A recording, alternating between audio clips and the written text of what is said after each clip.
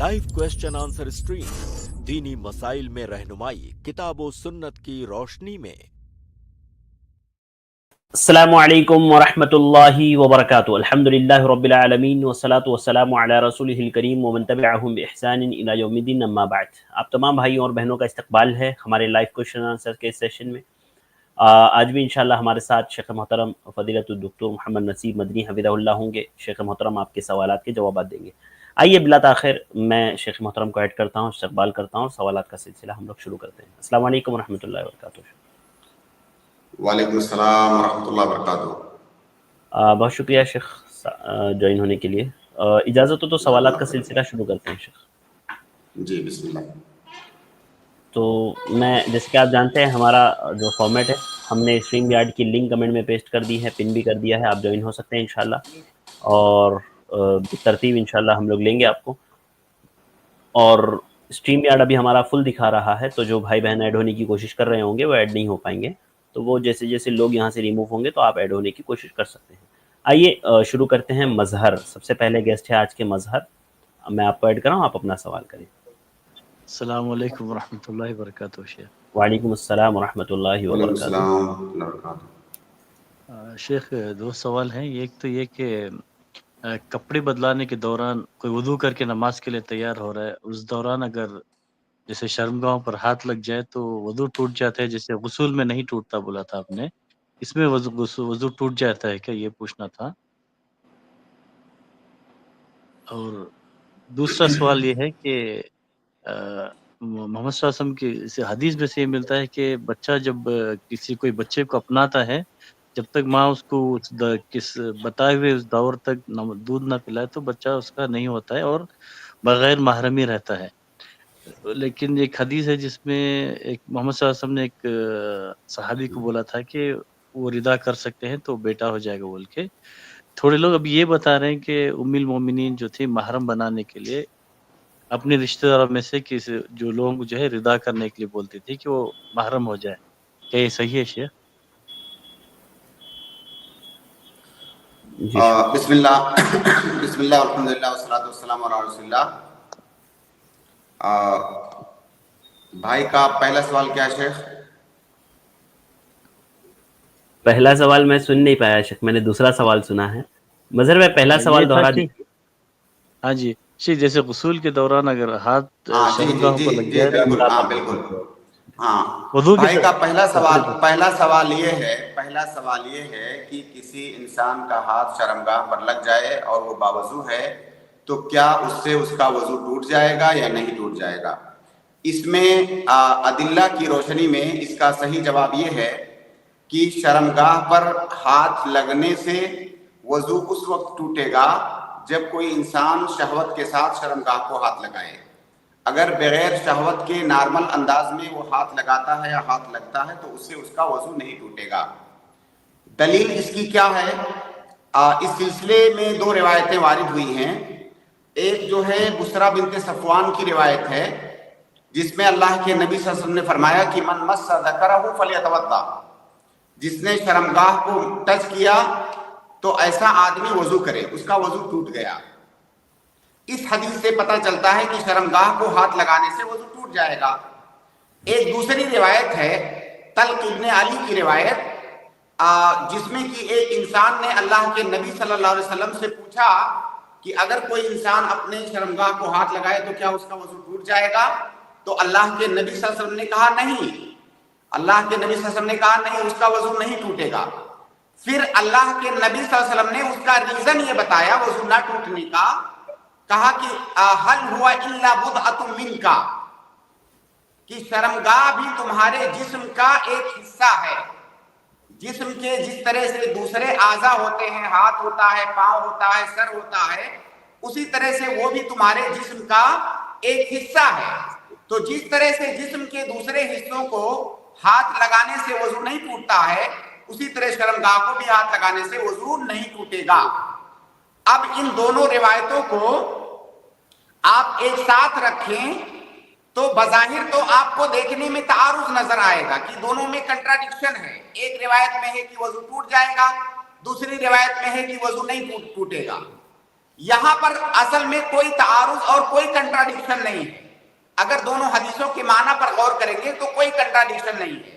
وہ اس طرح سے کہ جہاں پر اللہ کے نبی صلی اللہ علیہ وسلم نے کہا کہ وضو ٹوٹ جائے گا، اس سے مراد یہ ہے کہ اگر شہوت کے ساتھ ہاتھ لگایا تو وضو ٹوٹے گا، کیونکہ دوسری روایت میں اللہ کے نبی صلی اللہ علیہ وسلم نے اسے جسم کا ایک عضو کہا دوسرے اعضاء کی طرح سے.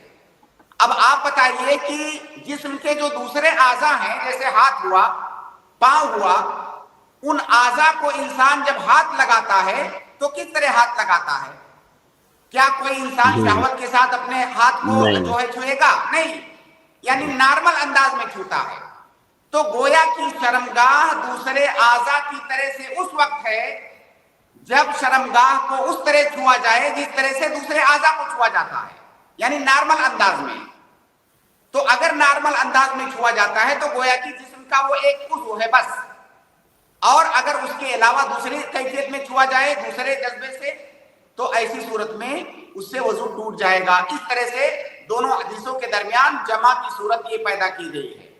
تو خلاصہ یہ کہ شہوت کے ساتھ ہاتھ لگانے سے وضو ٹوٹ جائے گا، بغیر شہوت کے چھونے سے وضو نہیں ٹوٹے گا. یہ پہلے سوال کا جواب ہوا. دوسرا سوال کیا ہے شیخ؟ تھوڑا سا بھائی کا رضاعت کے تعلق سے تھا شیخ دوسرا سوال. رضاعت کے تعلق سے جی دیکھیے، رضاعت کے تعلق سے ان کا سوال ہے کہ کسی بچے کو اگر کوئی عورت کسی اجنبی بچے کو، اپنے بیٹے کے علاوہ کسی بھی بچے کو اگر دودھ پلاتی ہے تو اس سے رضاعت ثابت ہو جاتی ہے، وہ عورت اس کی رضائی ماں ہو جاتی ہے اور وہ لڑکا اس کا رضائی بیٹا ہو جاتا ہے. لیکن اس میں کچھ اہم مسائل ہیں جن کا جاننا ضروری ہے اور اسی میں آپ کے سوال کا جواب بھی ہے. پہلا مسئلہ یہ ہے کہ مدت رضاعت کیا ہے، یعنی کتنی عمر تک اس بچے کو اگر اس عورت نے دودھ پلایا تو رضاعت ثابت ہو جائے گی. اس میں علماء کا اختلاف ہے. بعض علماء نے 2 سال کی مدت بتائی ہے، کیونکہ قرآن کی آیت ہے کہ وَحَمْلُهُ وَفِصَالُهُ فِي عَامَيْنِ. تو بعض علماء نے قرآن کی یہ آیت ہے وَالْوَالِدَاتُ يُرْضِعْنَ أَوْلَادَهُنَّ حَوْلَيْنِ كَامِلَيْنِ، مائیں اپنے بچوں کو 2 سال تک دودھ پلائیں. اس سے استدلال کرتے ہوئے بعض علماء نے کہا ہے کہ مدت رضاعت جو ہے وہ 2 سال ہے، یعنی بچے کو اگر 2 سال کی عمر ہونے سے پہلے تک کسی عورت نے دودھ پلایا تب تو اس کی رضائی ماں ہو جائے گی، اس کے بعد پلایا تو رضاعت ثابت نہیں ہوگی. یہ ایک قول ہے مسئلے کے اندر، لیکن یہ قول مرجوح ہے. راجح قول یہ ہے کہ رضاعت کی کوئی مدت نہیں ہے، عمر کے ساتھ اس کی کسی مدت کی تحدید نہیں ہے، بلکہ جب تک وہ بچہ ڈیپینڈ کرتا ہے دودھ پر، جب تک وہ بچہ عورت کے دودھ پر ڈیپینڈ کرتا ہے، اس کی غذا بنیادی غذا اور بیسک غذا اس کی دودھ ہے، تب تک وہ بچہ مدت رضاعت میں ہے. اب اگر کوئی بچہ مان لیجئے 1.5 سال کے اندر دودھ پینا چھوڑ دیا، کھانا وغیرہ کھانے لگا تو اس کی مدت رضاعت ختم ہو چکی ہے. کوئی بچہ اگر 2.5 سال تک دودھ پیا، 2.5 سال تک وہ اس کی بنیادی غذا ماں کا دودھ ہے، تو ایسی صورت میں 2.5 سال تک اس کی مدت رضاعت ہوگی. تو خلاصہ یہ کہ مدت رضاعت کی تحدید وقت کے ساتھ نہیں ہے، بلکہ اس کی تحدید وصف کے ساتھ ہے کہ جب تک اس بچے کی بنیادی غذا دودھ ہے تب تک وہ بچہ مدت رضاعت کے اندر ہے. اور یہ کیسے پتا چلے گا کہ اس کی بنیادی غذا دودھ ہے؟ جیسے بعض بچے دودھ پی رہے ہیں، اس کے ساتھ ساتھ میں عورتیں بچوں کو کوئی اور دوسری چیز بھی تھوڑا سا کھلا دیتی ہیں، شہد چٹا دیا یا اور تھوڑا سا منہ میں چاول ڈال دیا، لیکن وہ چاول ڈال دینا یا شہد چٹا دینا وہ اس کی بنیادی غذا نہیں ہے. بچہ بیسک طور پر دودھ پر جی رہا ہے، تو جب تک اس کی بنیادی غذا دودھ ہوگی، گھر کے باہر سے تھوڑا کچھ کھلا دیا جائے تو اس کا اعتبار نہیں ہوگا، وہ بچہ مدت رضاعت کے اندر ہی مانا جائے گا، وہ بچہ رضی ہی مانا جائے گا. تو یہ صحیح قول ہے. اس کی دلیل کیا ہے؟ اس کی دلیل اللہ کے نبی صلی اللہ علیہ وسلم کی ایک حدیث ہے کہ الرضاعۃ ما فتق الامعاء او کما قال نبی صلی اللہ علیہ وسلم، کہ رضاعت کس کو کہتے ہیں؟ رضاعت اس کو کہتے ہیں کہ جس سے بچہ جس کو جب دودھ پیے اور اس کا اثر اس کے معدے پر ہو، اس کے جسم پر ہو، تب تک اس کو رضاعت کہیں گے. اس کے بعد جب دوسری چیزوں پر وہ ڈیپینڈ ہو جائے تو اس کو رضاعت نہیں کہتے ہیں. اسی طرح سے ایک حدیث ہے کہ الرضاعۃ من المجاعۃ. مجاع مطلب کیا ہوتا ہے؟ بھوک. یعنی بچے کی بھوک کو اگر دودھ مٹائے تب تک وہ رضاعت کی مدت میں ہے، اور جب دودھ کے علاوہ دوسری چیزوں سے اس کی بھوک مٹائی جانے لگے تب وہ بچہ مدت رضاعت سے باہر ہو گیا. اسی طرح سے ایک قاعدہ ہے کہ اگر کسی حکم کو کسی وصف پر معلق کیا جائے، اگر کسی حکم کو کسی وصف پر معلق کیا جائے تو جب جب وہ وصف پایا جائے گا تب تب وہ حکم پایا جائے گا. اب یہاں پر حکم کیا ہے؟ رضاعت. اور وصف کیا ہے؟ حکم یہ ہے رضاعت ثابت ہونا. وصف کیا ہے؟ اس بچے کا رضی ہونا. تو جب تک وہ بچہ رضی ہے تب تک یہ حکم ثابت مانا جائے گا. لہٰذا اس کی تحدید سال کے ذریعہ یا مہینوں کے ذریعہ نہیں کیا جائے گا، بلکہ جب تک بچے کی بنیادی غذا دودھ ہے تب تک وہ رضی مانا جائے گا. ایک اور اہم مسئلہ اس میں یہ ہے کہ بچہ کتنی بار دودھ پیے گا تو رضاعت ثابت ہوگی. بچہ جب 5 بار دودھ پیے گا تب رضاعت ثابت ہوگی. عائشہ رضی اللہ تعالیٰ عنہ کی روایت ہے کہ کان فیما انزل من القرآن 10 رضعات معلومات یحرمنا ثم نسخنا ب5 رضعات معلومات یحرمنا. یعنی شروع میں جو رضاعت کی تعداد تھی وہ 5 تھی، 10 تھی. یعنی بچہ 10 بار دودھ پیے گا تو رضاعت ثابت ہوگی. بعد میں یہ حکم منسوخ ہو گیا. اب بچہ جب 5 بار دودھ پی لے گا تو رضاعت ثابت ہو جائے گی. 5 بار پینے کا مطلب کیا ہے؟ کہ بچے کو ماں دودھ پلا رہی ہے، بچہ دودھ پی رہا ہے اور اپنی مرضی سے اس نے چھوڑ دیا، گویا کہ آسودہ ہو گیا. اب یہ ایک بار ہو گیا. جیسے ایک ہی مجلس میں بچہ کئی بار پیتا ہے چھوڑتا ہے تو وہ ایک ہی مانا جائے گا. جب تک بچہ آسودہ ہو کر کے چھوڑ نہ دے تب تک وہ ایک بار مکمل نہیں ہوا. اس طرح سے وہ 5 بار جب پیے گا تب جو ہے رضاعت ثابت ہوگی. اب بھائی نے آخر میں ایک نقطہ ذکر کیا ہے کہ ایک صحابیہ تھی سہلہ بنت سہیل. انہوں نے صحابی رسول سالم کو، جو کہ ان کے گھر میں رہتے تھے، پہلے وہ غلام تھے، پھر بعد میں ان لوگوں نے بیٹے کی طرح بنا لیا تھا ان کو. سالم جب بڑے ہو گئے تو سالم چونکہ محرم نہیں تھے ان کے، اب جب بڑے ہو گئے بالغ ہو گئے تو پریشانی ہونے لگی کہ ان سے تو پردہ کرنا ہے. اب یہ جو سہلہ صحابیہ تھی انہوں نے اللہ کے نبی صلی اللہ علیہ وسلم سے کہا کہ ہمارے گھر میں ایک دشواری ہو گئی ہے کہ سالم بڑے ہو گئے ہیں، میں ان سے پردہ کیسے کروں؟ تو اللہ کے نبی صلی اللہ علیہ وسلم نے کہا کہ ان کو دودھ پلا دو، اس طرح تمہارے رضائی بیٹے ہو جائیں گے اور تمہارا پردہ نہیں رہے گا. سوال یہ ہے کہ کیا کوئی بھی عورت کسی بڑے آدمی کو دودھ پلا دے تو رضاعت ثابت ہو جائے گی؟ اس میں بھی بڑا اختلاف ہے. راجح بات یہ ہے، جیسا کہ شیخ ابن عثیمین وغیرہ نے ذکر کیا ہے، کہ اگر کسی کے پاس وہی پریشانی ہو جو سہلہ بنت سہیل کے پاس تھی، ایسی صورت میں رضاعت ثابت ہو جائے گی. کسی عام آدمی کو پلانے سے ثابت نہیں ہوگی. عام آدمی کو پلانا ہے تو مدت رضاعت میں پلانا ہوگا. کسی بالغ کو دودھ پلانا ہے تو اگر آپ کے ساتھ وہی سچویشن ہے جو سہلہ بنت سہیل کے ساتھ تھی تو ایسی صورت میں آپ پلا سکتی ہیں اور رضاعت ثابت ہو جائے گی. بہت شکریہ شیخ، الحمدللہ کافی تفصیل سے جوابات آ گئے دونوں سوالات کے. جزاک اللہ خیر. جی مظہر بھائی، امید ہے آپ کو جواب مل گیا ہوگا، جلدی سے انمیوٹ کریں اور بتا دیں. آپ میوٹ ہے بھائی مظہر بھائی.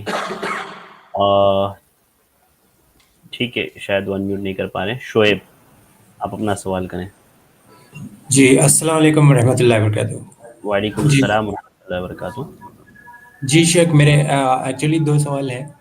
ایک جی پہلا سوال یہ ہے کہ آج کل جیسے آٹزم کے بہت زیادہ کیسز آ رہے ہیں، مطلب جو اولاد ہے مطلب دماغی حالت سے 100% نارمل نہیں ہے، تو جی ایسی اولاد کا مطلب اللہ تعالیٰ کیوں ایسا کرتا ہے کہ مطلب کچھ لوگ پوری طرح نارمل پیدا نہیں ہوتے، اور اگر جب پیدا ہو بھی جائیں تو پھر ماں باپ ان کی مطلب دیکھ بھال کریں گے، اور ساری عمر بھی اگر وہ نارمل نہیں ہوئے تو پھر اس کا کیا اجر رہے گا؟ یہ پہلا سوال ہے یہ میرا. اور دوسرا سوال یہ ہے شیخ کہ آ، اللہ سبحانہ تعالیٰ جو ہے دنیا بنانے مطلب یہ پرپز آف لائف سے ریلیٹڈ تھا. تو دنیا بنانے سے پہلے ہی اللہ تعالیٰ کو پتہ تھا کہ کافی سارے انسان جو ہیں دوزخ میں چلے جائیں گے کیونکہ اپنی غلط ڈیسیشن لینے کی وجہ سے. مطلب اپنی مرضی سے یہاں آ کے زندگی گزارتے ہیں اور اپنی مرضی سے ہی ہوتا ہے. تو پھر مطلب اللہ تعالیٰ کو جب معلوم ہی تھا، حالانکہ تقدیر وہ سب میں ہر صورت میں انسانی اس کا ذمہ دار ہے، لیکن جب اللہ تعالیٰ کو معلوم تھا کہ اتنے سارے لوگ جائیں گے ہی دوزخ میں تو پھر بنانے کا فائدہ کیا ہوا. اور مطلب شیطان اور جی اللہ جی تعالیٰ ٹھیک کے ہے، واضح ہے ہاں سوال. مختصر کیجیے ورنہ پہلا سوال سوال میں واضح بھول ہے. جاؤں گا. جی سوال واضح ہے. وہی آدم علیہ مطلب یہ پہلا شیطان اور سوال واضح ہے، دونوں جی سوالات واضح ہے.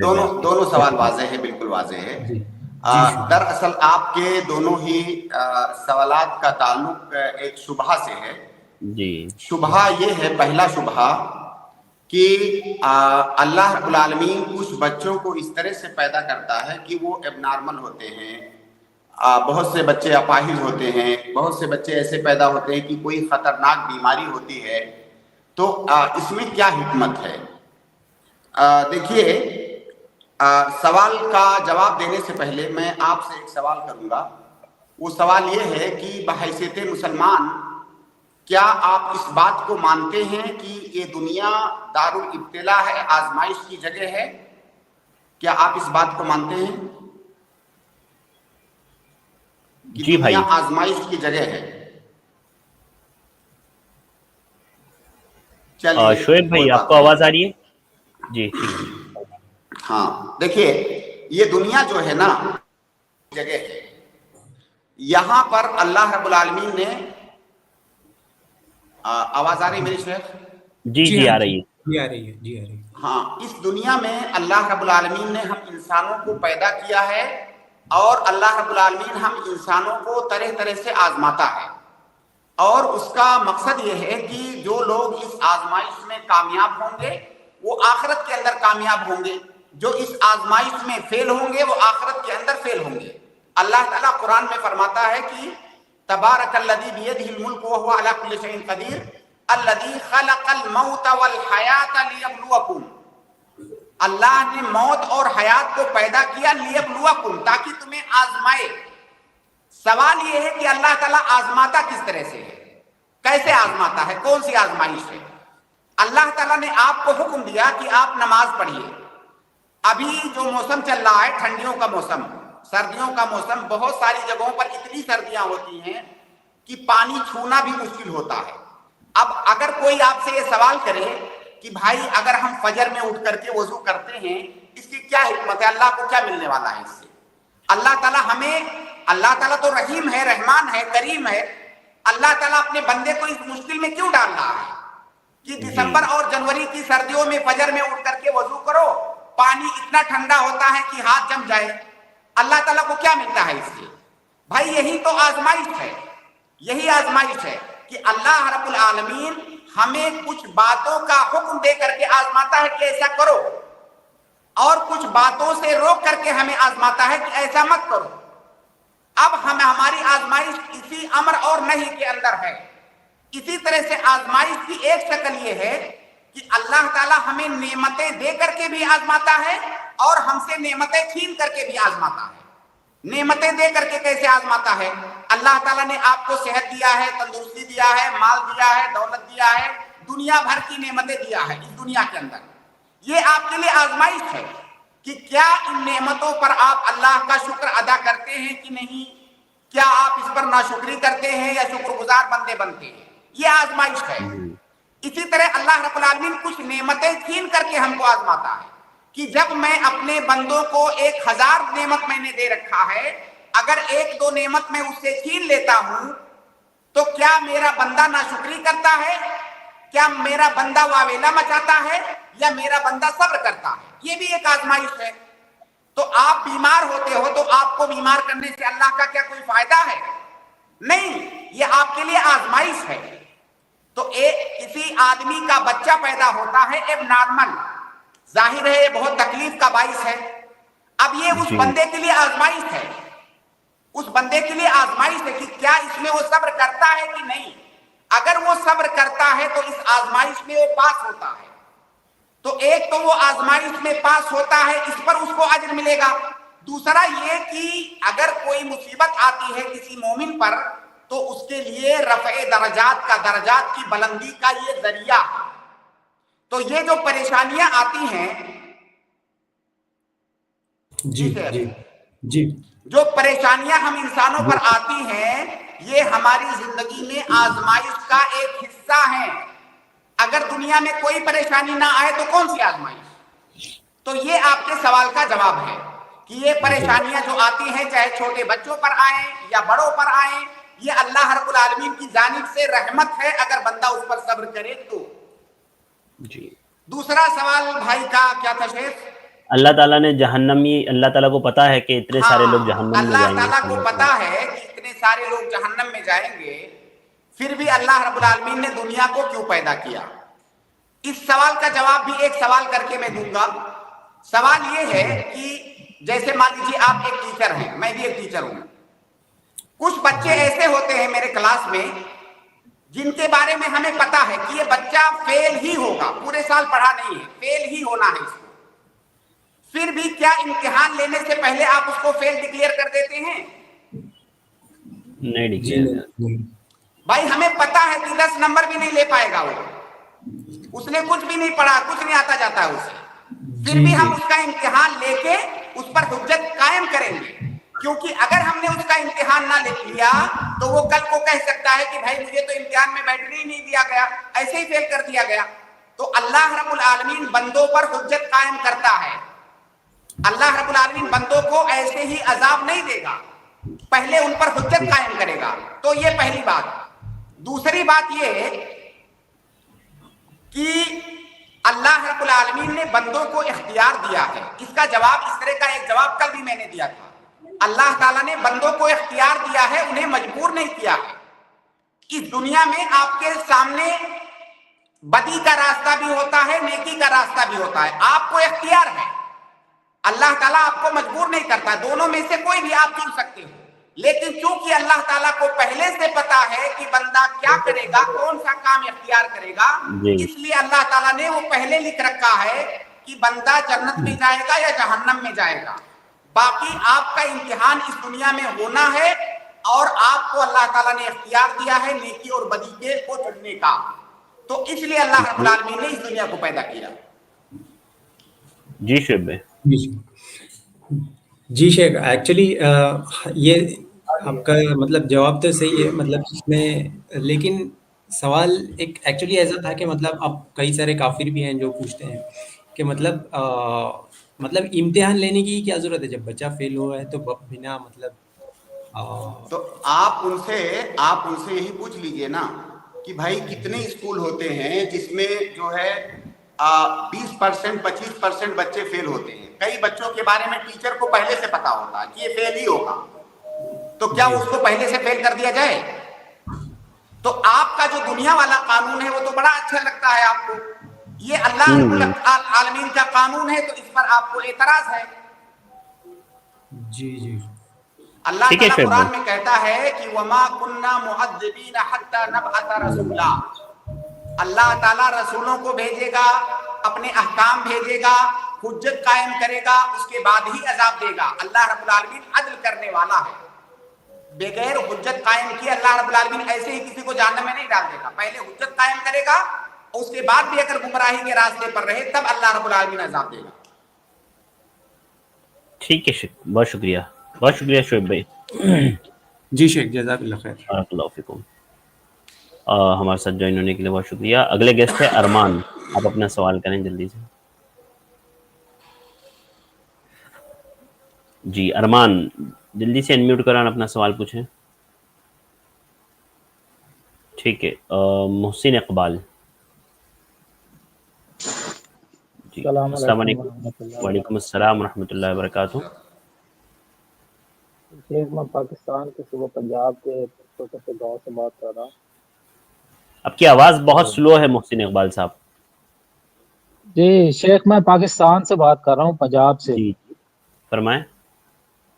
جی میرا سوال ہے کہ جمعے کے دن امام صاحب نے نماز پڑھائی جمعے کی، تو اس کے بعد انہوں نے ایک جنازے کے لیے جانا تھا، نماز جنازے کے لیے کوئی 300 کلومیٹر دور، تو اپنے چند ساتھیوں کے ساتھ وہ وہاں جانے کے لیے تیار ہوئے. انہوں نے نماز کے بعد، جمعے کی نماز کے بعد ہی نا عصر کی نماز پڑھ لی، یعنی کہ پہلے ہی جمع جمع بین سمجھ تو الصلاتین. نماز جمع کر لی. جی جی نماز جمع کر لی، تو کیا ایسا کرنا صحیح تھا ان کا؟ بھائی کا سوال یہ ہے شیخ کہ کیا جی ظہر کی نماز کے ساتھ عصر کی نماز کو عصر جمع کی کیا نماز، جا سکتا ہے؟ سوری، جمعہ کی جمعہ نماز کے کی نماز ساتھ کے کیا ساتھ عصر کی نماز کیا کو جمع عصر کی کیا؟ نماز کو جمع کیا جا سکتا ہے کہ نہیں؟ بھائی یہ اختلافی مسئلہ ہے، دونوں طرح کے اقوال اس میں ہیں، لیکن صحیح بات یہ ہے کہ جمعہ کی نماز کے ساتھ عصر کی نماز کو جمع نہیں کیا جا سکتا. اس کی کئی وجوہات ہیں. پہلی وجہ تو یہ ہے کہ جمعہ کی نماز الگ ہے اور ظہر کی نماز الگ ہے. جو جمع نہیں، کا جمعہ حکم کی آیا نماز ہے، انہوں نے پڑھا لی تھی، ہاں جمعہ کی بھائی آپ نماز کی انہوں نے وہی بات پڑھا لی بات تو تھی، میں کہہ پڑھانے رہا کے وہی ہوں. تو بعد بتا رہے ہیں نا محسن اقبال میں صاحب، وہی کوئی تو بتا رہے ہیں نا. الگ بات نہیں کر رہا ہوں، میں وہی بات کر رہا ہوں جو جمعہ آپ کہہ رہے پڑھانے ہیں. کے بعد ہی اثر پڑا ہوگا نا انہوں نے. جی جی جی ہاں اسی کی دیکھیے، بات چل رہی ہے.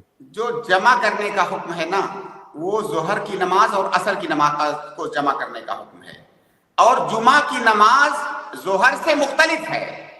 جمعہ کے احکام دوسرے ہیں، ظہر کے احکام دوسرے ہیں.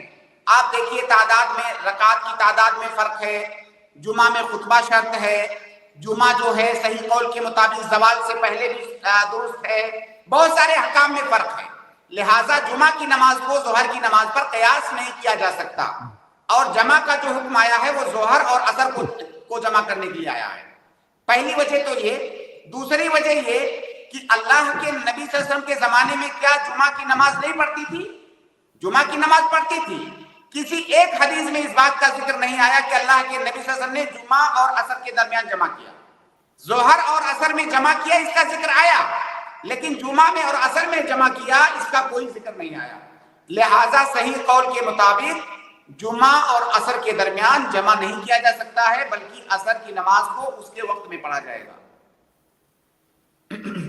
جی جی محسن اقبال صاحب، بات سمجھ میں جی آئی آپ شکریہ. کی؟ دوسرا سوال ہے. جی جی بالکل. جی جی دوسرا فرمائیں. سوال ہے. دوسرا سوال یہ ہے کہ فرض نماز کے بعد جو درود ہے، درود پاک، وہ اذکار میں شامل ہے؟ نہیں، کیا ہر فرض نماز کے بعد؟ فرض نماز کے بعد کے جو اذکار ہیں اس میں درود شامل نہیں ہے میرے علم کی حد تک. اگر آپ کے پاس کوئی دلیل ہو یا کہیں آپ نے پڑھا ہو تو بتائیں. اذکار میں، نماز کے بعد کے اذکار میں درود شامل نہیں ہے. جی شامل نہیں ہے. یہ میرے بہت پاس اس کی کوئی دلیل نہیں ہے، میں آپ سے جی جی تو شامل نہیں ہے. جی بہت جی شکریہ محسن بہت اقبال بہت صاحب، شکریہ. بارک اللہ فیک. جی جی بہت اس کے بعد میں اگلے گیسٹ کو ایڈ کر رہا ہوں، پرویز خان. آپ اپنا سوال کریں. السلام علیکم ورحمۃ اللہ وبرکاتہ. وعلیکم السلام ورحمۃ السلام اللہ وبرکاتہ. وبرکاتہ. شیخ میرے دوست کا سوال ہے، جی کیا بولیے. ہم رسول اللہ صلی اللہ علیہ وسلم کے وسیلے سے دعا مانگ سکتے ہیں یا نہیں؟ جی ہم اللہ کے رسول صلی اللہ علیہ وسلم کے وسیلے سے دعا نہیں مانگ سکتے. 3 چیزوں کے وسیلے سے دعا مانگنا دلائل سے ثابت ہے. پہلا، اللہ رب العالمین کے اسماء و صفات کا وسیلہ دے کر کے دعا مانگنا. وَلِلَّهِ الْأَسْمَاءُ الْحُسْنَى فَادْعُوهُ بِهَا. اللہ کے اسماء حسنہ ہیں، ان کا واسطہ دے کر کے، ان کے وسیلے سے، ان کے ذریعہ سے دعا کرو. دوسرا، اپنے نیک اعمال کو وسیلہ بنا کر کے دعا مانگنا یہ بھی جائز ہے، جیسا کہ وہ اصحاب غار کا واقعہ ہے جو غار کے اندر پھنس گئے تھے. صحیح بخاری کی روایت ہے، وہ لمبا واقعہ ہے، آپ نے کئی بار سنا ہوگا. ماشاءاللہ جی خطبہ اس واقعے کو بہت بیان کرتے ہیں. تو اس میں جو 3 لوگ پھنسے تھے، تینوں نے اپنے اپنے نیک اعمال کا واسطہ دے کر کے اللہ تعالیٰ سے دعا کیا تھا. اسی طرح سے کسی نیک آدمی کے دعا کے واسطے سے، وسیلے سے آپ دعا کر سکتے ہیں. کسی کوئی ایسا نیک آدمی جو زندہ ہو، اس سے آپ کہیں کہ آپ ہمارے لیے دعا کر دیجئے. جیسا کہ صحابہ کرام نے اللہ کے نبی صلی اللہ علیہ وسلم کے چچا عباس رضی اللہ تعالیٰ عنہ سے نبی صلی اللہ علیہ وسلم کی وفات کے بعد یہ مطالبہ کیا کہ نبی صلی اللہ علیہ وسلم جب باحیات تھے تو ہم ان کے واسطے سے اللہ تعالیٰ سے بارش طلب کرتے تھے، اب وہ نہیں ہیں تو آپ ہمارے لیے بارش کی دعا کر دیجئے۔ تو انہوں نے بارش کی دعا کی۔ جب اللہ کے نبی صلی اللہ علیہ وسلم نہیں رہے تو صحابہ کرام نے ایسا نہیں کیا کہ اب نبی صلی اللہ علیہ وسلم نہیں ہے تو بھی ان کا وسیلہ لے کر کے دعا کر لیں۔ اگر ایسا کرنا جائز ہوتا تو عباس رضی اللہ تعالیٰ عنہ کے پاس جانے کے بجائے وہ نبی صلی اللہ علیہ وسلم کا وسیلہ لے کر کے دعا کر لیتے، ان کو ان کے پاس جانے کی کیا ضرورت تھی؟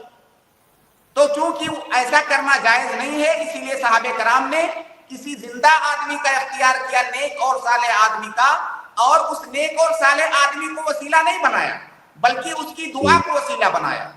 تو ان تین چیزوں کو وسیلہ بنا کر کے دعا کر سکتے ہیں، اس کے علاوہ کسی اور چیز کو نہیں۔ بہت شکریہ شیخ، جزاک اللہ خیر۔ شیخ میرا دوسرا سوال یہ جی سوال بولیے۔ میرا ہے، ہمارے گھر بچہ پیدا ہوتا ہے تو اس کے کان میں ہم اذان پڑھتے ہیں اور اقامت پڑھتے ہیں، یہ صحیح ہے یا نہیں؟ اس سلسلے میں دو روایتیں وارد ہیں بچے کے کان میں اذان اور اقامت کے سلسلے میں۔ ایک روایت ایسی ہے جس میں یہ آیا ہے کہ نو مولود کے دائیں کان میں اذان اور بائیں کان میں اقامت کہیں گے۔ یہ روایت متفقہ طور پر ضعیف ہے۔ وہ روایت جس میں دائیں کان میں اذان بائیں میں اقامت کا ذکر ہے، متفقہ طور سے وہ روایت ضعیف ہے۔ دوسری ایک روایت ہے جس میں صرف اذان کا ذکر آیا ہے کہ بچے کے کان میں ولادت کے بعد بچے کے کان میں اذان دیں گے۔ اس روایت کے بارے میں محدثین کے درمیان اختلاف ہے۔ بعض محدثین نے اس روایت کو قابل احتجاج بتایا ہے، صحیح بتایا ہے، لیکن دیگر محدثین نے اس روایت کو بھی ضعیف قرار دیا ہے، اور صحیح بات یہ ہے کہ یہ روایت بھی ضعیف ہے۔ لہذا بچے کے کان میں اذان دینا یا اقامت کہنا یہ کسی بھی روایت سے ثابت نہیں ہے، لہذا اس کو نہیں کریں گے۔ بہت شکریہ شیخ۔ جی پرویز بھائی، بارک اللہ فیکم، بہت شکریہ ہمارے ساتھ جوائن ہونے کے لیے۔ اگلے گیسٹ ہے علی، میں آپ کو ایڈ کر رہا ہوں، آپ اپنا سوال کریں۔ السلام علیکم ورحمۃ اللہ وبرکاتہ۔ وعلیکم السلام ورحمۃ اللہ وبرکاتہ۔ جی شیخ، میرا سوال ہے دعا کے تعلق سے۔ جیسے دعا کا طریقہ بتایا گیا ہے کہ پہلے حمد و ثنا کرے، پھر درود پڑھے، پھر دعا کرے، تو کبھی ایسا ہوتا ہے کہ ہم چلتے پھرتے اللہ تعالیٰ سے دعا کرتے ہیں، کبھی بیٹھے بیٹھے دعا کرتے ہیں، تو اس میں بھی وہی طریقہ رہے گا کہ حمد و ثنا کر کے پھر درود پڑھ کے پھر دعا کرے؟ اور جیسے ہم ذکر اذکار کرتے ہیں نمازوں کے بعد، اور جیسے چھوٹے موٹے دعا ہیں جیسا گھر سے نکلنے کی دعا، کھانا کھاتے وقت کی دعا، تو اس میں بھی وہی طریقہ رہے گا؟ جی شیخ، یہ سوال ہے۔ دیکھیے، دعا کے کچھ آداب ہیں، ان آداب کے ساتھ دعا کرنے پر دعا زیادہ قبول ہوتی ہے، جیسا کہ اللہ کے نبی صلی اللہ علیہ وسلم کی بعض احادیث کے اندر اس کا ذکر آیا ہے۔ تو دعا کے انہی آداب میں سے ہے کہ اللہ کی حمد و ثنا بیان کرو، اللہ کے نبی صلی اللہ علیہ وسلم پر درود بھیجو، اپنے گناہوں سے استغفار کرو، اس کے بعد اللہ رب العالمین سے دعا کرو۔ تو یہ جو طریقہ ہے، آپ کبھی بھی دعا کریں تو اسی طریقے سے کریں۔ لیکن اگر کوئی آدمی اس طریقے کے خلاف، مان لیجیے اس نے درود نہیں پڑھا، تو اس کا یہ مطلب نہیں ہے کہ وہ حرام ہے، لیکن اگر اس ادب کے ساتھ وہ دعا کرے گا تو اس کی دعا کی قبولیت کے چانسز زیادہ ہیں۔ اور یہ کسی وقت کے ساتھ خاص نہیں ہے کہ بیٹھ کے دعا کرو تو ایسا کرو، چلتے ہوئے کرو تو ایسا کرو۔ آپ جب بھی دعا کریں تو ان آداب کا حتی المقدور خیال رکھیں، اور یہ کسی خاص کیفیت کے لیے نہیں ہے، جب بھی دعا کریں اس کے لیے ہے۔ جی، تو دعا کے بعد بھی درود پڑھنا ہے؟ جی ہاں، دعا کو کے اختتام میں بھی آپ درود پڑھیں اور اللہ تعالیٰ کی حمد و ثنا بیان کریں۔ اور ایک میرا سوال تھا، جب جی ہم جماعت میں نماز کے ٹائم، جب جماعت میں ہم شامل ہوتے ہیں، اس ٹائم پہ ہم سورہ فاتحہ پڑھنے میں رہتے ہیں اور امام صاحب رکوع میں چلے گئے، تو ہم کیا کریں؟ کمپلیٹ کریں؟ ہم لیٹ آئے جماعت میں اور جماعت ٹھہری ہوئی تھی، اس ٹائم پہ ہم شامل ہوئے، ہم جیسے ہی نیت باندھے سورہ فاتحہ الحمدللہ رب العالمین، واضح ہے بھائی، سوال واضح۔ جی سر، جی جی، اگر سورہ فاتحہ ابھی آپ نے صرف 1-2 آیت پڑھی ہے، امام رکوع میں چلے گئے، تب تو آپ رکوع میں چلے جائیے. لیکن مان لیجیے آپ کی ایک آیت باقی ہے، تھوڑا سا باقی ہے، امام رکوع میں گئے تو آپ اس کو کمپلیٹ کر کے رکوع میں جا سکتے ہیں. کیوں؟ اس لیے کہ امام کے رکوع میں جانے کے بعد تاخیر نہیں کرنا ہے. آپ کو اتنی تاخیر نہیں کرنا ہے کہ اگر آپ رکوع میں جاؤ گے تو ہو سکتا ہے فوراً امام اٹھ جائے. ایسا اتنی تاخیر نہیں کرنی ہے. ذرا سی تاخیر، اتنی تاخیر کہ آپ امام کو اطمینان سے رکوع میں پاؤ، اتنے میں کوئی مذائقہ نہیں ہے. لیکن اتنی تاخیر کرنا کہ آپ رکوع میں جاؤ گے امام اٹھنے لگے گا، یہ تاخیر کرنا درست نہیں ہے. تو اگر تھوڑا سا بچا ہوا ہے تو آپ جلدی سے اس کو کمپلیٹ کر لیجیے. لیکن ابھی آپ نے شروع کیا ہے، امام رکوع میں چلا گیا تو آپ وہیں پر بند کر کے رکوع میں چلے جائیے. دو اور سوال ہے، اگر مختصر جواب اگر مل سکتا ہے نہیں اجازت ہے علی تو پوچھ بھائی، لوں. 2 سوالات آپ کے ہو گئے ہیں. نیکسٹ اسٹریم میں پوچھ لیجیے انشاءاللہ. ٹھیک ہے، بہت سارے لوگ جزاک ویٹ اللہ کر رہے ہیں. بارک اللہ فیکم. اس کے بعد میں اگلے گیسٹ کو ایڈ کر رہا ہوں. عبداللہ، آپ اپنا سوال کریں. السلام علیکم ورحمۃ اللہ وبرکاتہ. وعلیکم السلام ورحمۃ اللہ وبرکاتہ. شیخ، میرا سوال یہ ہے کہ اگر نائی کا دکان اگر کھولتے ہیں تو اس جی میں بہت سارے کسٹمر ایسے آتے ہیں کہ داڑھی شیونگ کروانے کے لیے. تو ایسی صورت میں اگر جو آدمی کھولا ہے اگر وہی شیونگ کرتا ہے داڑھی، تو وہ گنہگار ہوگا. جب نائی کی دکان کھولیں تو وہاں پر ایک بورڈ لگا دیں، جیسے ریٹ لسٹ لگاتے ہیں نا، ریٹ لسٹ جیسے لگاتے ہیں، وہاں پہ ایک بورڈ لگا دیں کہ یہاں پر شیونگ نہیں کیا جائے گا. اور آپ تجربہ کر کے دیکھیں، انشاءاللہ آپ کی دکان اور دوسرے لوگوں کی دکان سے زیادہ چلے گی. کہہ دیں بھائی یہاں شیونگ نہیں کیا جائے گا، ہم معذرت خواہ ہیں شیونگ کرنے سے. لیکن اگر کوئی کرتا ہے شیونگ تو حرام ہے، ایسا کرنا اس کے لیے جائز نہیں ہے. جی شیخ، ابھی جو آپ رضاعت کے بارے میں ذکر فرما رہے تھے کچھ دیر پہلے، تو ہاں ہاں بڑے کے بارے میں آپ نے سہل بن کیا ساتھ ایک روایت ذکر کی ہے. تو اس میں کہے کہ اگر اس طرح کی اگر پردے کا مسئلہ ہو تو اس میں دودھ پلا کر کے رضاعت کو ثابت کریں گے. تو بڑے جی لوگوں کو جو دودھ پلانے کا جو معاملہ ہوگا تو یعنی دودھ نکال کر دونوں کے طریقے پلایا سے جائے گا. دونوں طریقے سے پلا سکتے ہیں. دونوں طریقے سے پلا اچھا سکتے ہیں، اچھا، کوئی حرج نہیں ہے، جو طریقہ زیادہ مناسب لگے. ٹھیک ہے شیخ، جزاک اللہ خیر. اللہ فیکم. عبداللہ، میں آپ کو ایڈ کر رہا ہوں، آپ اپنا سوال کریں. جی السلام علیکم. السلام وعلیکم علیکم. السلام ورحمۃ اللہ وبرکاتہ. جی سر، مجھے پوچھنا تھا، میں جھارکھنڈ کا رہنے والا ہوں. میں ہاں ہاں ابھی 3 سال پہلے میں بھوبنیشور اڑیسہ میں آیا ہوں پڑھائی کرنے کے لیے. تو میں ساتھ جی میں اپنا بائک کو لے کے آیا ہوں. ٹھیک ہے، تو ٹھیک ہے. میرا بائک کا رجسٹریشن جھارکھنڈ میں ہوا ہے. تو ابھی جب میں اڑیسہ آیا ہوں تو انڈیا میں ایک رول ہے کہ آپ دوسرے اسٹیٹ کا گاڑی کو صرف 1 سال تک چلا سکتے ہیں. ابھی میں یہاں 3 سال سے ہوں، تو کیا اس کے لیے مجھے مطلب اڑیسہ میں رجسٹریشن کرنا ہوگا اور ٹیکس بھرنا ہوگا؟ تو کیا میں جو 1 سال سے زیادہ مطلب 2 سال ہو گیا ایکسٹرا، تو کیا مجھے گناہ ہوگا؟ میں نے نہیں کروایا، اڑیسہ کا نمبر پلیٹ نہیں لیا، جھارکھنڈی کا.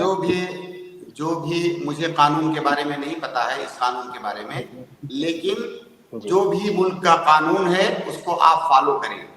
ہماری شریعت کے اندر ایک رول ہے کہ حکومت کا بنایا ہوا، ملک کا بنایا ہوا ہر وہ قانون جس میں آپ کی شریعت کی مخالفت نہ ہو، کہ حلال کو حرام، حرام کو حلال کیا گیا ہو، شریعت کی مخالفت نہ ہو، تو اس کو فالو کرنا آپ کے اوپر واجب ہوتا ہے. تو ملک کا جو بھی قانون ہے اس کو فالو کرنا آپ کے لیے ضروری ہے. جی سر. تو ابھی جو 2 سال ایکسٹرا ہو گیا سر، تو اس میں مجھے کچھ فائن وغیرہ بھی لگے گا؟ آپ وہاں پتہ کیجئے کہ اس کی کیا فائن ہے، وہ بھر دیجئے. جی جی مطلب وہ ٹھیک کرانا ہے. ضروری ہوگا، ہے نا سر؟ جی بالکل، آپ اس کو پتہ کیجئے. آپ جتنا سوال پوچھتے جائیں گے نا تو یہ مسئلہ ہوگا آپ کے لیے. ٹھیک ہے، جی بہت ٹھیک شکریہ شیخ، ٹھیک ٹھیک بہت ہے شکریہ. سر، جزاک اللہ خیرا. بارک اللہ فیکم. رعایت ملتے ملتے رہ جاتی ہے. نکت فاطمہ، میں آپ کو ایڈ کر رہا ہوں، آپ اپنا سوال کریں. जी शेख, अस्सलाम वालेकुम वरहमतुल्लाहि वबरकातुहू। अल्लाह वबरकातुहू। शेख मेरी पूरी सही आवाज पहुंच रही है? जी बिल्कुल, आपकी क्लियर आवाज है, फरमाएं। जी जी शेख। शेख मेरा सवाल जमीन बेचवाने से ताल्लुक है। शेख किसी को वकील बना के जमीन बेचने की जिम्मेदारी दिया गया और 6 माह का वक्त दिया गया। वकील ठीक है। एक कीमत, जिसको वकील बनाया गया उससे एक कीमत तय हो गई कि इतनी कीमत मुझे चाहिए, बाकी जो ज्यादा लेंगे आप ले सकते हैं। जी। जिनको वकील बनाया गया वो कुछ रकम ये जिम्मेदारी के वक्त दिए। इन सारे मामलात को 3 साल गुजर चुका। जो रकम इन्होंने दिया वापसी का मुतालबा नहीं करते हैं। क्या वो रकम कभी भी वापस करना होगा? वो बतौर कर्ज है या फिर वो जो जिनको मिला उनका हो गया? वो रकम डिपॉजिट के तौर पर दिया था या किस एतबार से रकम दी गई थी? वो किसको दिया था, किसने दिया था? आप देखिए पेपर में इसको और उसको करके सवाल मत करें। आप बताएं किसने दिया, किसको दिया वो रकम? एक शेख, असल में उनका सवाल ये है ना कि एक आदमी ने किसी को जमीन बेचने के लिए अपना वकील बनाया। जी ठीक है। अब उसको कहा था कि भाई 6 महीने में आप जमीन बेच देना, और कुछ रकम भी उसको मतलब जिसको वकील बनाया गया था उसको रकम दी गई ना। क्यों दिया रकम? नहीं, वो जिसको वकील बनाया गया उसने रकम दिया। वकील ने रकम दिया साहिब अर्ज को, जमीन के मालिक को। जी जी। हाँ, क्यों दिया? जमीन के मालिक को। किस लिए दिया? इसलिए कि वो कॉन्फिडेंस के लिए कि हम ये काम करा रहे हैं, इसलिए रखिए, हम जब बेच लेंगे तो हम ये पैसा काट लेंगे आपका। देखिए, ये जो वकील ने रकम दिया ना, इसका कोई मतलब नहीं बनता है। वकील तो खुद उसकी खुद खिदमत कर रहा है वकील, तो वकील रकम क्यों देगा? बाकी मामला इसमें सही है, कोई इश्काल नहीं है कि मैंने किसी को वकील बनाया कि ये जमीन 1 लाख में बेच दो, 1 लाख से ऊपर जो भी मिलेगा आपको वो आपका। यहां तक सही है, बिल्कुल सही है। और मैंने कहा कि 6 महीने में आपको ये काम करना है। 6 महीने में अगर वो कर सका, ऊपर जो मिला उसका हुआ। लेकिन वकील पैसा दे रहा है शुरू में, इसका तो कोई मतलब नहीं बनता है। अगर वकील ने जी शेख, नहीं आप जवाब दे रहे हैं शेख, उसका दे दीजिए। तो अगर वकील ने पैसा दिया है, हाँ, अगर वकील ने पैसा दिया है तो ये पैसा वकील को वापस मिलेगा। इसको आप कर्ज की शक्ल दे दें या कोई भी शक्ल दे दें, बहरहाल वो वकील को वो रकम वापस मिलेगी। क्योंकि आगे हो सकता है जमीन बिके ही ना, भाई हो सकता है आगे जमीन ना बिके, तो वकील पैसा क्यों देगा? हाँ, वकील ने अगर कर्ज दिया है, अरे 3 साल हो या 4 साल हो, उससे फर्क नहीं पड़ता है। वकील ने जो रकम दिया है, अगर जमीन मान लीजिए कल को बिक जाती है तो वकील ला करके पैसा देगा जमीन के मालिक को। अब मान लीजिए 10,000 रुपया वकील ने दिया हुआ है, जमीन बिकी 1 लाख की। अब जमीन के मालिक को वो 1 लाख नहीं देगा, जो 10,000 दिया है उसी में काट लेगा, क्योंकि गोया कि वो कर्ज था उसका। जी, समझ में आया शेख? लेकिन वो तो 6 महीने का टाइम दिया गया था, 3 साल हो चुका। तो 6 महीने के बाद इस जमीन के मालिक को चाहिए था कि वो कह देता कि भाई आपकी मुद्दत वकालत खत्म हो गई, अब आप जमीन मत बेचिएगा, क्योंकि जितना टाइम आपको मैंने वकील बनाया था वो टाइम दिया गया। यानी आपसे नहीं हो पाएगा, उसको पैसा वापस कर देना चाहिए था। वापस किया उन्होंने पैसा? जी शेख, वो वापस लिए नहीं, वापस किया गया, वो वापस नहीं लिए। क्या बोले? क्यों नहीं वापस लिए? वो चेक दिया गया तो चेक का टाइम पार हो गया, लेकिन वो पैसा नहीं निकाले। क्यों नहीं निकाले? तो भाई अगर उनका पैसा है, अपनी मर्जी से किसी को दे रहे हैं तो क्या कोई मसला नहीं है भाई, उनका पैसा उनको वापस लेना चाहिए। हाँ, उन्होंने ये बोला कि आप रख लो पैसा, मुझे नहीं चाहिए, ऐसी कोई बात उन्होंने कही? या आप लोगों ने दोबारा उनसे बोला नहीं कि भाई आपने अभी तक पैसा क्यों नहीं लिया, आप ले लीजिए अपना पैसा? जी सिस्टर, आवाज आ रही है आपको? एक काम कीजिए, अभी आप अगर उनसे कांटेक्ट में है ना, शेख बहन तो का सवाल जो है बहुत कंफ्यूजन भरा है शेख। आप उनसे अभी ना एक काम कीजिए, आप उनसे बोल दीजिए, आपके शौहर हैं, उनसे कहिए कि उनको बोले कि भाई आप अपना पैसा वापस ले लो, वो क्या बोलते हैं उसके बाद वो सुन करके आप आए, फिर इंशाल्लाह शेख मशवरा देंगे आपको आगे का, क्योंकि ऐसे तो फिर वो मसला हल नहीं होगा आपका ना। आपकी आवाज़ भी कट गई, माजरत, शायद नेटवर्क प्रॉब्लम है शेख। बहुत शुक्रिया। मैं अगले गेस्ट सिस्टर को ऐड कर रहा हूँ, आप अपना सवाल करें। अस्सलाम वालेकुम रहमतुल्लाहि व बरकातुहू। शेख अस्सलाम वरहमतुल्लाहि व बरकातुहू। शेख, मेरा सवाल ये था कि मेरे शौहर ने मेरे वालिद से कुछ रकम उधार लिए थे, जी तो उन्होंने वो रकम कुछ मुद्दत तक हो जाने के बाद फिर भी वापस नहीं की, और उसके कुछ सालों बाद मेरे वालिद का इंतकाल हो गया। और जी जब वो हयात थे वालिद, तो मैंने उनसे कई बार कहा था, क्योंकि मुझे मांगने को कहा था मेरे शौहर ने। मैंने अपने वालिद से कहा था कि आपको वो रकम वापस कर देंगे करके। तो मेरे वालिद ने कहा था कि आप बेटा वापस अगर देंगे भी तो उन्हें तंग मत करना, लेकिन अगर वापस देंगे तो आप अपने बेटी के नाम पर वो पैसे रख देना करके। अब वो इंतकाल हो गए, तो हमारी वालिदा कह रही थी कि वो पैसे अगर उन्होंने उनको नहीं दिए, वो मरने के बाद हम तो है करके हमको देना चाहिए था पैसे। और आपने उस दिन के प्रोग्राम में कहा था शेख कि उसके मतलब मिल्कियत वरसा को हो जाएगी करके। इस हवाले से पूछना था। वाज़ेह है सिस्टर सवाल। मैंने ऐसा कहा तो था, लेकिन थोड़ा सा अधूरा आपने कोट किया उसको। हाँ देखिए भाई शेख, बहन का सवाल ये है कि एक दामाद ने अपने ससुर से उधार लिया, कर्ज लिया जी, हाँ कर्ज लिया। उसके बाद कर्ज लेने के बाद जो बीवी है, उस दामाद की जो बीवी है, उसने अपने बाप से बात किया, यानी उस दामाद के ससुर से बात किया कि उस कर्ज का क्या होगा। और तो ज्यादा जी हाँ, ससुर ने कहा कि ऐसा है बेटा, तंग मत करना, लेकिन जब वापस करेंगे तो उसको अपनी बेटी को दे देना, यानी उसको क्या बोलेंगे, अपनी नवासी को दे देना, मेरी नवासी को दे देना। दादा ने कहा, नाना ने कहा, तो नाना ने कहा कि मेरी नवासी को दे देना। अब उनका ये कहना कि मेरी नवासी को दे देना, ये वसीयत है जी, ये वसीयत है। अब ऐसी सूरत में जब वो दामाद कर्ज को वापस करेंगे, तो चूंकि उस रकम की वसीयत की जा चुकी है नवासी के लिए, नवासी वारिस नहीं होती है, लिहाजा नवासी को वसीयत की जा सकती है, बस शर्त यह है कि उनकी जायदाद का 1/3 से ज्यादा ना हो जी। तो उन्होंने अपनी नवासी के लिए वसीयत कर दिया। अब ये दामाद साहब जब वापस करेंगे पैसा, तो वो उनकी नवासी को जाएगा, वो वरसा को नहीं जाएगा। मैंने वहां पर जो कहा था, जहां पर वसीयत नहीं होगी तो वरसा को जाएगा, यहाँ पे तो उन्होंने वसीयत कर दिया है किसी के लिए। लेकिन शेख, मेरी वालिदा ने मुझसे मांगा है, तो मैंने इस पर क्या करना चाहिए? वो कहते हैं कि अब उनके बाद वही कहना चाहिए जो मैंने अभी कहा है आपको। उन्हें पता है शेख, फिर भी वो मांग रहे। अब कोई गलत कर रहा है तो उसका क्या कहा जा सकता है? हो सकता है उनको पता ना हो, आप बताएं उनको। पता है शेख, जब वो हयात थे तब वो कुछ नहीं कहते थे, और अब उनके इंतकाल के बाद उनकी नीयत बदल गई। अब देखिए, उसका तो कोई इलाज नहीं है, और ये जो हमारा जवाब है ना, ये अगर आपका सवाल उसी तरह से है, मसला उसी तरह है जैसे आपने बयान किया है, तो जवाब उसी तरह होगा जो मैंने बयान किया है।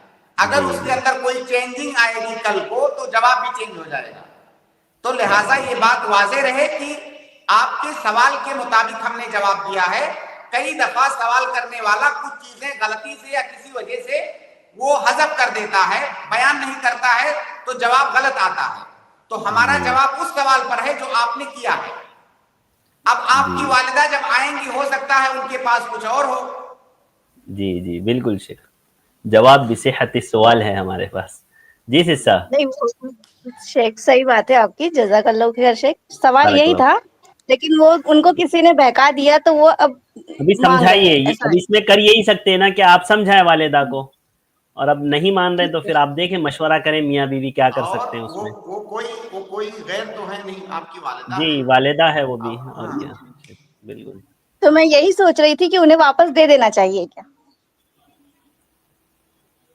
अब देखिए, उन्होंने अगर वसीयत किया है ना, वसीयत किया है तो आपका है ही नहीं, वो आपकी बच्ची का है, तो दूसरे का माल आप कैसे दे सकते हैं?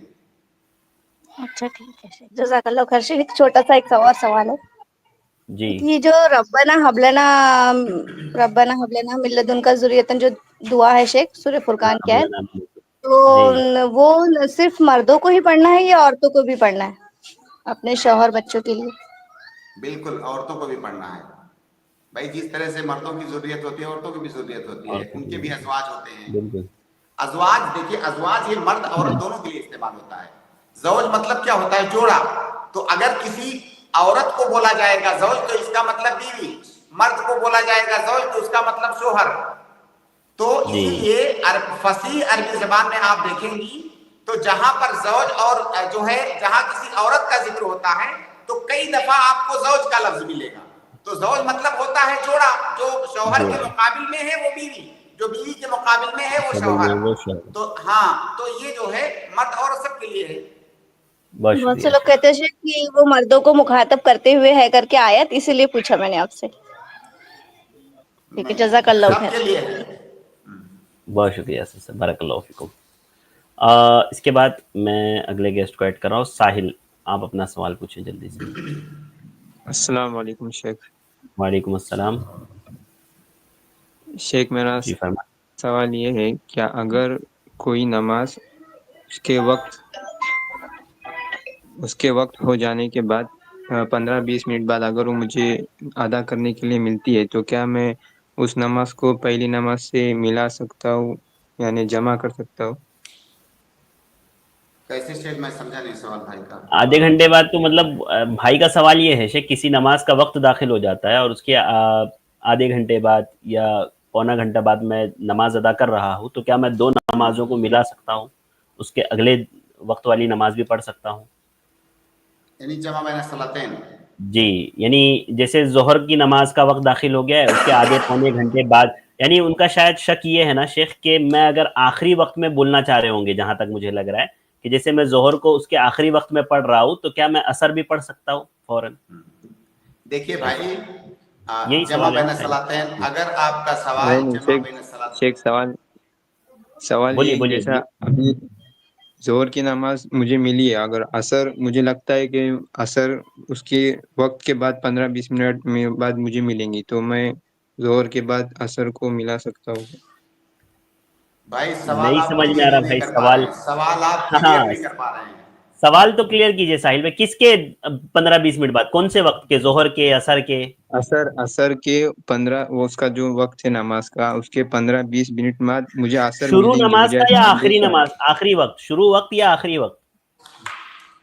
उसके वक्त के बाद, आखिरी यानी वक्त शुरू के बाद। वक्त के बाद, यानी असर का वक्त हाँ जो शुरू होता है उसके 20 मिनट बाद आपको असर पढ़ने का मौका मिलेगा, आप पूछ रहे हैं, हाँ जी शेख, है जी ना? शेख। तो आप असर को जोहर में पढ़ सकते हैं क्या, ऐसा पूछ रहे हैं आप? हाँ जी शेख। जी शेख। देखिए, जमा बैन सलातैन उसी वक्त जायज है जब या तो आप सफर में हो या आपके पास कोई उज्र हो, कोई मशक्कत हो, दोनों नमाजों को उनके अलग अलग टाइम में पढ़ने में कोई मशक्कत हो, तो आप जमा बैन सलातैन कर सकते हैं। आप यूं ही बगैर किसी सबब के, बगैर किसी उज्र के, बगैर किसी मशक्कत के दो नमाजों को जमा नहीं कर सकते। तो अगर आपके पास उज्र है तो आप जमा कर सकते हैं, वरना नहीं कर सकते। अब आप और असर के बताइए क्या बाद, सिचुएशन है। जी शेख, असर के बाद अगर 20 मिनट, आधा घंटा भी गुजरा है तो अभी असर का वक्त खत्म थोड़ी हुआ है, शुरू होने के बाद, वक्त शुरू होने के बाद। साहिल भाई बोले, हम सवाल जवाब समझ में आया शेख आपके? मेरा आगे, हाँ जी शेख, ये शेख मेरा और एक सवाल है कि हाँ बोलिए। अगर मेरी जोहर की नमाज कज़ा हो चुकी है और मैं इशा मुझे मिलती है डायरेक्ट, तो क्या मैं सिरन के साथ जहरन पढ़ सकता हूँ, या जहरन के साथ सिरन? जहरी नमाज में सिरी नमाज पढ़ सकता हो क्या, ऐसे पूछना चाहते हैं? भाई मेरे, जोहर की नमाज कज़ा हुई है तो जोहर बाद असर की नमाज होती है, फिर मगरिब की नमाज होती है, उसके बाद इशा की नमाज आती है, तो ये दोनों नमाजों को कहाँ ले गए आप? वो पूछ रहे हैं शेख, डायरेक्ट उनको जमात मिली है ईशा की, मिसाल के तौर पर वो घर पे पहुंचे, तो आप ईशा की ये जमात कहिए पढ़ी कि है। मेरी जोहर की नमाज छूटी, असर छूटी, मगरिब छूटी, फिर इशा मिली, ऐसे बोलिए। हाँ, तो उनका असल में सवाल ये है ना शेख, क्या ईशा में मैं जोहर की नीयत से पढ़ सकता हूँ क्या बस? हाँ बिल्कुल, इशाम की आप अगर आपकी जोहर असर मगरिब की नमाज छूटी हुई है, मस्जिद पहुंचे, इशा की नमाज हो रही है, تو آپ عشاء کی نماز میں ظہر کی نیت سے داخل ہو جائیے. جب وہ نماز ختم ہو جائے اس کے بعد ابھی جو ہے آپ کی عصر اور مغرب اور پھر عشاء کی نماز باقی ہے. یہ تینوں نمازیں آپ بعد میں پڑھیے. جی ساحل بھائی ٹھیک ہے شیخ، ٹھیک ہے، جزاک اللہ خیر. شکریہ، بارک اللہ. جی ٹھیک ہے. اس کے بعد میں اگلے گیسٹ کو ایڈ کر رہا ہوں، عبدالسمیع.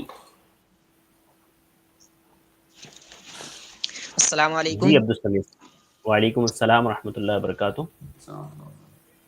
شیخ میرا سوال یہ ہے کہ جیسے کوئی شخص ہے تو وہ زندگی بھر اپنے بدعت کا ارتکاب کرتا رہا اور کہیں نہ کہیں یہ جو شرکیہ عقائد ہوتے ہیں، شرکیہ افعال ہوتے ہیں، وہ کرتا رہا اور اسی عقیدے پر اس کی انتقال ہو گئی، تو کیا اس کے لیے دعائے مغفرت کر سکتے ہیں؟ دعائے مغفرت ہر اس شخص کے لیے کر سکتے ہیں، بلکہ کرنا چاہیے جو مرنے سے پہلے جس کے اوپر کفر کا فتویٰ نہیں لگایا گیا ہے، جو کافر ہو کے نہیں مرا ہے. تو جب تک ہم اس کو مسلمان مانتے ہیں تب تک اس کے لیے دعائے مغفرت کریں گے. جی عبدالسمیع صاحب، شکراً، جزاک اللہ خیر. بارک اللہ، بہت شکریہ.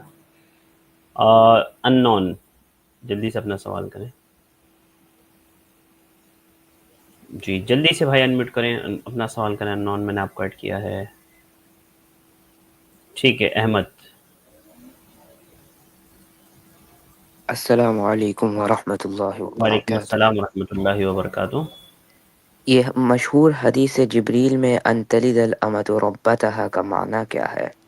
مطلب اس کو تھوڑا تفصیل اس کا کر دیجیے گا، تفصیل کیا چیز اس سے مراد؟ تفصیل تو کل ہی کر پائیں گے، مختصر بتا سکتے ہیں آج.